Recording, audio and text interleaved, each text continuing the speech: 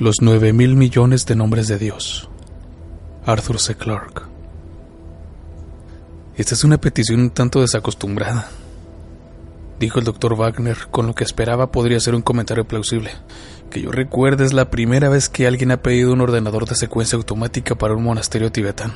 No me gustaría mostrarme inquisitivo, pero me cuesta pensar en que su establecimiento hay aplicaciones para semejante máquina. ¿Podría explicarme qué intentan hacer con ella? Con mucho gusto, contestó el ama, arreglándose la túnica de seda y dejando cuidadosamente a un lado la regla de cálculo que había usado para efectuar la equivalencia entre las monedas. Su ordenador Mark V puede efectuar cualquier operación matemática rutinaria que incluya hasta 10 cifras. Sin embargo, para nuestro trabajo estamos interesados en letras, no en números. Cuando hayan sido modificados los circuitos de producción, la máquina imprimirá palabras, no columnas de cifras. No acabo de comprender. Es un proyecto en el que hemos estado trabajando durante los últimos 3 siglos. De hecho, desde que se fundó el lamaísmo. Es algo extraño para su modo de pensar, así que espero que me escuche con mentalidad abierta mientras se lo explico. Naturalmente, en realidad es sencillísimo. Hemos estado recopilando una lista que contendrá todos los posibles nombres de Dios. ¿Qué quiere decir? Tenemos motivos para creer, continuó el ama imperturbable, que todos esos nombres se pueden escribir con no más de 9 letras en un alfabeto que hemos ideado. Y han estado haciendo eso durante 3 siglos.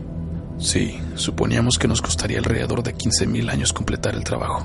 ¡Oh!, exclamó el Dr. Wagner con una expresión un tanto aturdida. Ahora comprendo por qué han querido alquilar una de nuestras máquinas. Pero, ¿cuál es exactamente la finalidad de este proyecto? El ama vaciló durante una fracción de segundo y Wagner se preguntó si lo había ofendido. En todo caso, no hubo huella alguna de enojo en la respuesta. Llámelo ritual si quiere, pero es una parte fundamental de nuestras creencias. Los numerosos nombres del Ser Supremo que existen. Dios, Jehová, Alá, etc. Solo son etiquetas hechas por los hombres. Esto encierra un problema filosófico de cierta dificultad que no me propongo discutir, pero en algún lugar entre todas las posibles combinaciones de letras que se pueden hacer están los que podrían llamarse los verdaderos nombres de Dios. Mediante una permutación sistemática de las letras hemos intentado elaborar una lista con todos esos posibles nombres.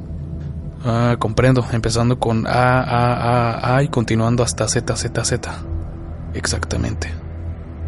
Aunque nosotros utilizamos un alfabeto especial propio, modificando los tipos electromagnéticos de las letras, se arregla todo, y eso es muy fácil de hacer. Un problema bastante más interesante es el de diseñar circuitos para eliminar combinaciones ridículas. Por ejemplo, ninguna letra debe figurar más de 9 veces consecutivas. 3. Seguramente quiere decir 2. 3 es lo correcto. Temo que me ocuparía demasiado tiempo explicar por qué, aun cuando usted entendiera nuestro lenguaje. Estoy seguro de ello, dijo Wagner apresuradamente. Siga. Por suerte, será cosa sencilla adaptar su ordenador de secuencia automática a este trabajo, puesto que una vez que ha sido programado adecuadamente, permutará cada letra por turno e imprimirá el resultado. Lo que nos hubiera costado 15.000 años se podría hacer en 100 días. El Dr. Wagner apenas oía los débiles ruidos de las calles de Manhattan, situadas por muy debajo. Estaba en un mundo diferente, un mundo de montañas naturales, no construidas por el hombre. En las remotas alturas de su lejano país, aquellos monjes habían trabajado con paciencia, generación tras generación, llenando sus listas de palabras sin significado. ¿Había algún límite a las locuras de la humanidad? No obstante, no debería insinuar ni siquiera sus pensamientos. El cliente siempre tenía la razón. No hay duda, replicó el doctor, de que podemos modificar el Mark V para que imprima listas de este tipo. Pero el problema de la instalación y el mantenimiento ya me preocupa más. Llegar al Tíbet en los tiempos actuales no va a ser fácil. Nosotros nos encargaremos de eso. Los componentes son lo bastante pequeños para poder transportarse en avión. Este es uno de los motivos de haber elegido su máquina. Si usted la puede hacer llegar a la India, nosotros proporcionaremos el transporte desde allí. ¿Y quieren contratar a 2 de nuestros ingenieros? Sí, para los 3 meses que se propone ha de durar el proyecto. No dudo de que nuestra sección de personal les proporcionará a las personas idóneas. El Dr. Wagner hizo una anotación en la libreta que tenía sobre la mesa. Hay otras 2 cuestiones. Antes de que pudiese terminar la frase, el ama sacó una pequeña hoja de papel. Esto es el saldo de mi cuenta del Banco Asiático. Gracias, parece ser adecuado. La segunda cuestión es tan trivial que vacilo en mencionarla, pero es sorprendentemente la frecuencia con que lo obvio se pasa por alto. ¿Qué fuente de energía eléctrica tienen ustedes? Un generador diésel que proporciona 50 kilovatios a 110 voltios. Fue instalado hace unos 5 años y funciona muy bien. Hace la vida en el monasterio mucho más cómoda, pero desde luego en realidad fue instalado para proporcionar energía a los altavoces que emiten las plegarias. Desde luego, admitió el Dr. Wagner. Debía haberlo imaginado. La vista desde el parapeto era vertiginosa, pero con el tiempo uno se acostumbra a todo. Después de 3 meses, George Hanley no se impresionaba por los 2000 pies de profundidad del abismo, ni por la visión remota de los campos del valle semejantes a cuadros de un tablero de ajedrez. Estaba apoyado contra las piedras pulidas por el viento y contemplaba con displicencia las distintas montañas, cuyos nombres nunca se había preocupado en averiguar. Aquello, pensaba George, era la cosa más loca que se le había ocurrido jamás. El proyecto Shangri-La, como alguien lo había bautizado en los lejanos laboratorios. Desde hacía ya semanas, el Mark V estaba produciendo acres de hojas de papel cubiertas de galimatías. Pacientemente, inexorablemente, el ordenador había ido disponiendo las letras en todas sus posibles combinaciones, agotando cada clase antes de empezar con la siguiente. Cuando las hojas salían de las máquinas de escribir electromáticas, los monjes le recortaban cuidadosamente y se pegaban a unos libros enormes. Una semana más y con la ayuda del cielo habrían terminado. George no sabía qué oscuros cálculos habían convencido a los monjes de que no necesitaban preocuparse por las palabras de 10, 20 o 100 letras.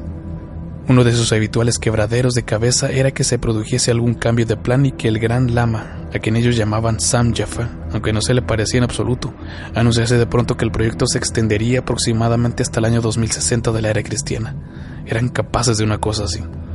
George oyó que la pesada puerta de madera se cerraba de golpe con el viento al tiempo que Chuck entraba en el parapeto y se situaba a su lado. Como de costumbre, Chuck iba fumando uno de los cigarros puros que le habían hecho tan popular entre los monjes, que al parecer estaban completamente dispuestos a adoptar todos los menores y gran parte de los mayores placeres de la vida. Esto era una cosa a su favor. Podían estar locos, pero no eran tontos. Aquellas frecuentes excursiones que realizaban a la aldea de abajo, por ejemplo. «Escucha, George», dijo Chuck con urgencia. «He sabido algo que puede significar un disgusto». «¿Qué sucede? No funciona bien la máquina». Esta era la peor contingencia que George podía imaginar. Era algo que podía retrasar el regreso y no había nada más horrible. Tal como se sentía él ahora, la simple visión de un anuncio de televisión le parecía maná caído del cielo. Por lo menos representaría un vínculo con su tierra. No es nada de eso. Chuck se instaló en el parapeto, lo cual era inhabitual en él, porque normalmente le daba miedo el abismo. Acabo de descubrir cuál es el motivo de todo esto. ¿Qué quieres decir? Pensaba que lo sabíamos. Cierto. Sabíamos lo que los monjes están intentando hacer, pero no sabíamos por qué. Es la cosa más loca. Eso ya lo tengo muy oído, gruñó George. Pero el viejo me acaba de hablar con claridad. Sabes que acude cada tarde para ver cómo van saliendo las hojas. Pues bien, esta vez parecía bastante excitado, o por lo menos más de lo que suele estar normalmente. Cuando le dije que estábamos en el último ciclo, me preguntó en ese acento inglés tan fino que tiene si yo había pensado alguna vez en lo que intentaban hacer. Yo dije que me gustaría saberlo, y entonces me lo explicó. Sí, voy captando. El caso es que ellos creen que cuando haya hecho una lista de todos los nombres y admiten que hay unos 9,000 millones, Dios habría alcanzado su objetivo. La raza humana habría acabado aquello por lo cual fue creado y no tendría sentido alguno continuar. Desde luego, la idea misma es algo así como una blasfemia. Pues, entonces, ¿qué esperas que hagamos? ¿Suicidarnos? No hay necesidad de eso. Cuando la lista esté completa, Dios se pone en acción y acaba con todas las cosas y... ¡listos! Y entiendo. Cuando terminemos nuestro trabajo, tendrá lugar del fin del mundo. Chuck dejó escapar una risita nerviosa. Esto es exactamente lo que le dije a Sam. ¿Y sabes qué ocurrió? Me miró de un modo muy raro, como si yo hubiese cometido alguna estupidez en la clase, y dijo... No se trata de nada tan trivial como eso. George estuvo pensando durante unos momentos. Esto es a lo que yo llamo una amplia visión del asunto, dijo después. Pero, ¿qué supones que deberíamos hacer al respecto? No veo que ello signifique la más mínima diferencia para nosotros. Al fin y al cabo ya sabíamos que estaban locos. Sí, pero no te das cuenta de lo que puede pasar. Cuando la lista esté acabada y la traca final no estalle, o no ocurra lo que ellos esperan, sea lo que sea, nos pueden culpar a nosotros del fracaso. Es nuestra máquina lo que han estado usando. Esta situación no me gusta ni un poco. Comprendo. Comprendo, dijo George lentamente. Has dicho algo de interés, pero este tipo de cosas han ocurrido otras veces. Cuando yo era un chiquillo, allá en Luisiana teníamos un predicador chiflado que una vez dijo que el fin del mundo llegaría el domingo siguiente. Centenares de personas lo creyeron y hasta vendieron sus casas. Sin embargo, cuando nada sucedió, no se pusieron furiosos, como se hubiera podido esperar. Simplemente decidieron que el predicador había cometido un error de sus cálculos y siguieron creyendo. Me parece que algunos de ellos creen todavía. Bueno, pero esto no es Luisiana, por si no te habías dado cuenta. Nosotros no somos más que 2 y monjes los hay a centenares aquí. Yo les tengo aprecio y sentiré pena por el gran Sam cuando vea su gran fracaso. Pero de todos modos me gustaría estar en su sitio. Esto es lo que he estado deseando durante semanas, pero no podemos hacer nada hasta que el contrato haya terminado y lleguen los transportes aéreos para llevarnos lejos. Claro que, dijo Chuck pensativamente, siempre podríamos probar con un ligero sabotaje. Claro que podríamos. Eso empeoraría las cosas. Lo que yo he querido decir, ¿no? Míralo así. Funcionando las 24 horas del día, tal como lo está haciendo, la máquina terminaría su trabajo dentro de 4 días a partir de hoy. El transporte llegará dentro de una semana. Pues bien, todo lo que necesitamos hacer es encontrar algo que tenga que ser reparado cuando hagamos una revisión. Algo que interrumpa el trabajo durante un par de días. Lo arreglaremos, desde luego, pero no demasiado a prisa. Si calculamos bien el tiempo, podríamos estar en un aeródromo cuando el último nombre quede impreso en el registro. Para entonces ya nos podrán agarrar. No me gusta la idea, dijo George. Sería la primera vez que he abandonado un trabajo. Además, les haría sospechar. No, me quedaré y aceptaré lo que venga.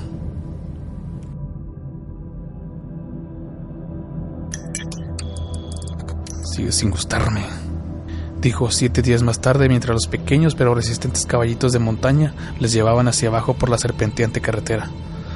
Y no pienses que huyo porque tengo miedo. Lo que pasa es que siento pena por esos infelices y no quiero estar junto a ellos cuando se den cuenta de los tontos que han sido. Me pregunto cómo se lo va a tomar Sam. Es curioso, replicó Chuck. Pero cuando le dije adiós tuve la sensación de que sabía que nos marchábamos de su lado, que no les importaba porque sabía también que la máquina funcionaba bien y que el trabajo quedaría muy pronto acabado. Después de eso, claro que para él ya no hay ningún después. George se volvió en la silla y miró hacia atrás, sendero arriba. Era el último sitio desde donde se podía contemplar con claridad el monasterio. La silueta de los achaparrados y angulares edificios se recortaba contra el cielo crepuscular. Aquí y allá se veían luces que resplandecían como las portillas del costado de un transatlántico. Luces eléctricas, desde luego, compartiendo el mismo circuito que el Mark V. ¿Cuánto tiempo lo seguirían compartiendo?, se preguntó George. ¿Destrozarían los monjes el ordenador, llevados por el furor y la desesperación? ¿O se limitarían a quedarse tranquilos y empezarían de nuevo todos los cálculos? Sabía exactamente lo que estaba pasando en lo alto de la montaña en aquel mismo momento. El gran lama y sus ayudantes estarían sentados, vestidos con sus túnicas de seda e inspeccionando las hojas de papel mientras los monjes principiantes les sacaban de las máquinas de escribir y las pegaban a los grandes volúmenes. Nadie diría una palabra, el único ruido sería el incesante golpear de las letras sobre el papel, porque el Mark V era de por sí completamente silencioso, mientras efectuaba sus millares de cálculos por segundo. 3 meses así, pensó George, era ya como para subirse por las paredes. ¡Ahí está!, gritó Chuck, señalando abajo hacia el valle. ¿Verdad que es hermoso? Ciertamente lo era, pensó George. El viejo y abollado DC-3 estaba al final de la pista como una menuda cruz de plata. Dentro de 2 horas los estaba llevando hacia la libertad y la sensatez. Era algo así como saborear el licor de calidad. George dejó que el pensamiento le llenase la mente mientras el caballito avanzaba pacientemente pendiente abajo. La rápida noche de las alturas del Himalaya casi se les echaba encima. Afortunadamente el camino era muy bueno, como la mayoría de los de la región, y ellos iban equipados con linternas. No había el más ligero peligro, solo cierta incomodidad causada por el intenso frío. El cielo estaba perfectamente despejado e iluminado por las familiares y amistosas estrellas. Por lo menos, pensó George, no había el riesgo de que el piloto no pudiese despegar a causa de las condiciones del tiempo. Eso había sido su última preocupación. Se puso a cantar, pero lo dejó al cabo de poco. El vasto escenario de las montañas, brillando por todas partes como fantasmas blancuzcos encapuchados, no animaba a esta expansión. De pronto George consultó su reloj. «Estaremos ahí dentro de 1 hora», dijo, volviéndose hacia Chuck. Después, pensando en otra cosa, añadió: «Me pregunto si el ordenador habrá terminado su trabajo. Estaba calculado para esta hora». Chuck no contestó, así que George se volvió completamente hacia él. Pudo ver la cara de Chuck. Era un óvalo blanco vuelto hacia el cielo. «Mira», susurró Chuck. George alzó la vista hacia el espacio. Siempre hay una última vez para todo. Arriba, sin ninguna conmoción, las estrellas se estaban apagando.